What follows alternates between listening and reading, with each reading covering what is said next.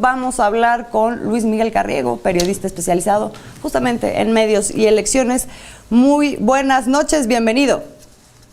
Muchas gracias, Azul. Buenas noches, Juan también, y al auditorio. Un placer estar con ustedes. Bueno, pues queremos justamente analizar contigo la parte que tiene que ver con esta caja negra, esta parte que es la que no vemos, que permite la tecnología y que sin embargo siempre parece ir, justamente lo estábamos comentando ahorita, como atrás de lo que es la legislación para fiscalizar qué es lo que hacen los partidos políticos. ¿De qué estamos hablando? Bueno, estamos hablando sin duda de un fenómeno mundial en donde las redes sociales, el internet y las campañas de publicidad y lo más grave, de siembra de noticias falsas a la carta a través del abuso de los datos personales, se ha metido de lleno en las campañas políticas. En 2016 incluso acuñaron la palabra del año posverdad, después de las elecciones de Donald Trump, de aquel ejercicio de votación del Brexit, y un poco el escándalo de pues cómo se perfila a las personas, a todos los usuarios de redes sociales, para sembrarles noticias y propaganda a la carta. En México, ¿de qué estamos hablando? Pues de medidas todavía insuficientes. Ha habido algunos avances para fiscalizar, ya los mencionabas tú, Azul. Podemos ver lo que los partidos reportan. En 2018 fueron lo reportado, poco más de casi 500 millones de pesos. El INE detectó no reportado unos 11 millones de pesos. Esto todavía son cifras menores. Pero el modelo de fiscalización tiene problemas de insuficiencia y tiene problemas también de los fenómenos adyacentes. Insuficiencia, ¿por qué? Porque está diseñado para fiscalizar, tiene un monitoreo el INE de redes sociales y de internet. Ese monitoreo van detectando pues promoción, propaganda, publicidad, anuncios, pero anuncios que benefician a una campaña, a una cuenta, a un candidato. Pero hay otros anuncios, los sembrados, que, por ejemplo, se disfrazan páginas que surgen y desaparecen en época electoral y ponen noticias falsas o acusaciones contra un candidato y alguien paga porque eso se promueva. Y eso pues elude la fiscalización porque hay ciertos criterios del Tribunal Electoral y del propio INE que hablan de que hay presunción de licitud o de libertad de expresión, y qué bueno que se garanticen libertades y pues que cualquiera pueda poner lo que opine en internet, pero aquí estamos hablando de campañas, de financiamientos y de estrategias políticas que están muy débiles los instrumentos para detenerlas. Otro fenómeno es los pagos directos. Tuvimos en 2015 ya una advertencia muy importante en donde cuando hay veda electoral, los días previos a la elección nadie puede llamar al voto. En México se conoce como reflexión, etcétera. Bueno, empezaron una serie de tweets de influencers, de famosos, desde, no sé, Gloria Trevi, Alex Sintek, el Piojo Herrera, que era director técnico de la Selección Nacional, y todos hablando maravillas del Partido Verde en ese momento y diciendo que había que votar por las propuestas del Verde. Bueno, ¿en qué quedó? En una multa pequeña para el partido que fue beneficiado, pero el Tribunal Electoral generó un criterio. Es discutible los pros y los contras, pero el criterio es que hay presunción de que eso fue espontáneo. Bueno, pues no, nadie es ingenuo, y entonces se está abriendo también ese otro mercado en donde mano a mano, y no solamente en el tema electoral, se da también con empresas y demás, pero en las elecciones, grandes influencers que reciben pues pagos de forma directa o que pueden hacerlo con este tipo de criterios, y eso pues no se fiscaliza. Obviamente los partidos no lo van a reportar, van a decir que fue la libertad de expresión espontánea de todos al mismo tiempo en la veda, y adicionalmente este otro fenómeno de la siembra de noticias falsas, que eso creo que trasciende tanto autoridades electorales, que podrían hacer más, y pues la negativa. Primero Facebook muy amigable en 2018 porque traía el escándalo del Brexit, le dice al INE quién paga cuando el INE le pregunta. Ahora, el 25 de marzo, dijimos ese paso hacia adelante, por lo menos hay colaboración. El 25 de marzo, cuando fiscalizaron las precampañas, las y los consejeros reconocieron y acaban de abrir vistas, que es como investigar una posible sanción, porque le preguntaron a Facebook específicamente sobre gastos y se negó la empresa a contestar, no les contestó. Entonces, lo que habíamos avanzado un poco de poderle preguntar directamente a la empresa, oye, ¿quién te contrató para beneficiar a quién? Ahora vemos estos focos rojos, negativa a colaborar, y una serie de fenómenos adyacentes que están muy sueltos todavía. Oye, Luis Miguel, y estos fenómenos adyacentes pues traen de cola a otros todavía, pues, y si no es que igual de graves, más porque estamos hablando de recursos que no están siendo transparentes y que no están siendo reportados al INE, lo que podría implicar que candidatos o partidos políticos estuviesen recibiendo contribuciones fuera de la ley que utilizan precisamente para pagarle a influencers, claro, o algún tipo de red social. ¿No hay alguna manera de poder regular esto? Lo que decías de los tuitazos del partido a favor del Partido Verde antes de la jornada, 3 días antes, fue escandaloso. ¿No hay alguna manera de poder, pues no sé, seguir el dinero? Sí, sí se puede seguir el dinero.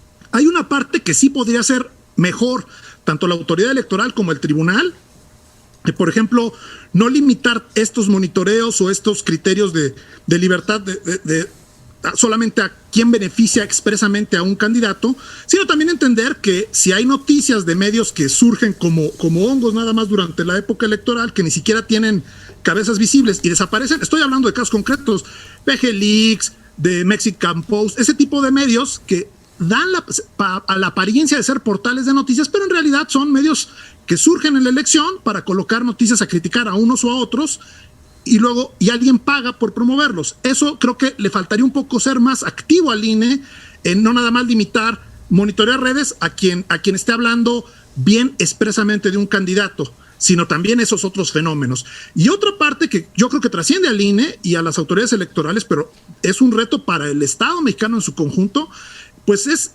no serían eficaces las campañas de redes si no hubiera este permanente, déjenme decirlo así, robo o abuso de los datos personales, en donde nos perfilan y nos siembran lo que llama la académica de Harvard, Shoshana Zuboff, el capitalismo de la vigilancia. El negocio está en predecir quién tiene ciertas emociones y entonces, en tiempo real, nosotros consultamos hoy una página y en un segundo después nos cae una noticia política que está direccionada a tocar nuestras emociones y muchas veces a sembrarnos un engaño. Por ejemplo, si nosotros le damos like o le damos en el buscador cosas relacionadas, no sé, con los animales, con los derechos de los animales, tenemos mascotas, bueno, pues es probable que alguien nos siembre que mentiras puede ser, no importa eso, de que un candidato maltrata a los animales para tocar nuestras emociones, eso que llamamos posverdad, y manipular. Y eso no es un invento ni es una paranoia. Eso ocurrió, está documentado en el caso de Cambridge Analytica en 2016. En México, pues por supuesto que ocurre, cualquiera puede darse cuenta que este abuso de los datos personales es la nuez de todo esto. Las noticias falsas, si alguien las cuelga, pues ahí quedarían, tendrían un alcance, una viralización muy limitada. Pero la eficacia está en esta vigilancia permanente que me parece sí tendríamos que dar pasos hacia adelante, pero hay muchos intereses, sobre todo de las grandes empresas y obviamente también de quienes se benefician de estas campañas de siembra, que es desde un ámbito comercial, de ser más eficiente con la publicidad, pero ya con el abuso de la predicción, quiénes son los indecisos y cuáles son sus resortes. Y eso me parece que da para una discusión de más largo aliento. Por lo pronto, pues las autoridades tienen que contener con lo que puedan. Y creo que todavía están quedando mucho a deber en ser un poco más proactivos. Sí hay avances, sí ha habido algunos mejoras, pero como decimos, hay pasos hacia adelante y luego vemos focos rojos de pasitos o pasotes hacia atrás, como este foco rojo terrible del 25 de marzo, en donde Facebook se negó a entregar información y así es imposible fiscalizar de manera eficiente.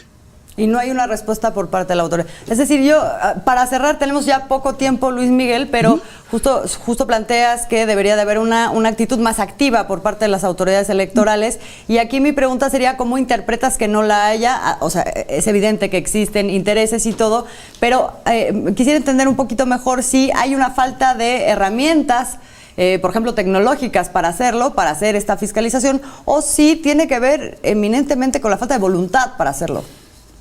Yo creo que es una combinación de las partes. Por supuesto que en el INE hay voluntad por fiscalizar y encontrar gastos en muchos personajes, pero esa decisión, dicen ellos, declarada, no, nadie se genera una falsa expectativa. Nosotros no podemos ir a buscar bots o buscar estos ejércitos que se contratan.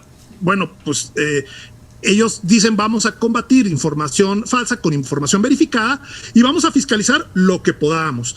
¿Dónde está la falta de voluntad? Bueno, por ejemplo, en 2018 se firmó un convenio de colaboración con Facebook. Si uno lee el convenio y pues es una carta nada más de buenas intenciones, pero no hay todavía esta situación de quién está pagando no solamente promoción de candidatos o de candidatas, sino quién está pagando la denigración con noticias falsas de candidatos. Yo creo que ahí sí podría dar un paso más adelante y tiene una buena oportunidad ahora la autoridad. Oye, ¿y en colusión con quién, Luis Miguel? Porque pues son las empresas de redes sociales quienes tienen estos datos a través de las cookies y a través de estar monitoreando cuál es nuestra propia actividad dentro de Internet, saber cuáles son los intereses y meternos información que emocionalmente pueda alterar la intención de voto. Esto lo tendremos que discutir pues muy a profundidad, Luis Miguel. Sí, por supuesto, es el tema de fondo aquí es la siembra deliberada de engaños para tocar y manipular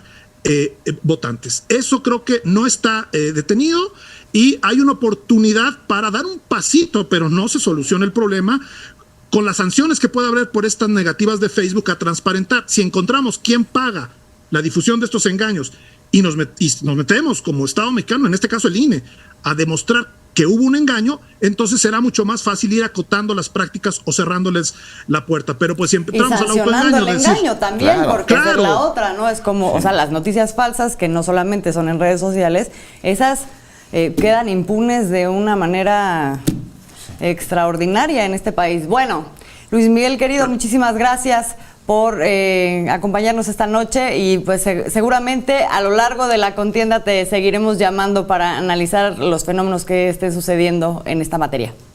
Siempre un gusto. Gracias por la invitación y un saludo para ustedes y para el auditorio. Muchas gracias. Igualmente. Luis Miguel, pues ahí estarle dando